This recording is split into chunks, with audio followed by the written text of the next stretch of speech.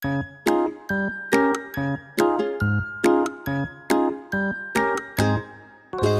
saja yang kita perlukan? Minyak goreng, minyak zaitun, soda api, pewarna makanan, essential oil, cetakan, gelas ukur, toples plastik, sendok plastik, dan mangkuk.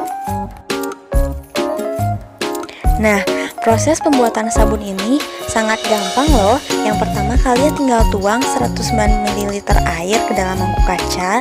Kemudian kalian tambahkan pewarna makanan secukupnya, boleh bebas warna apa aja. Lalu kalian aduk-aduk dengan sendok plastik sampai merata.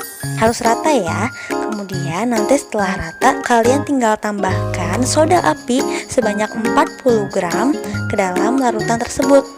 Nanti kalian aduk-aduk lagi dengan sendok plastik. Setelah larut, nanti campuran bahan itu akan terasa panas. Setelah terasa panas ini, kalian diamkan beberapa saat, ya sekitar 10 menit.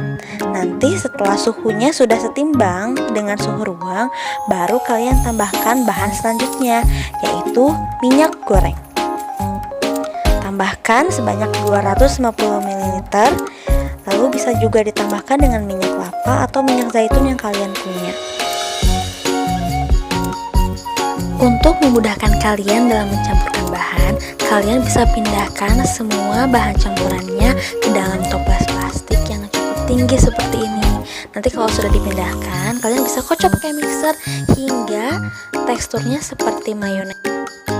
Kita sampai di tahap terakhir. Masukkan semua adonan ke dalam cetakan, lalu dingginkan dengan jangan di freezer ya, sekitar 7 jam.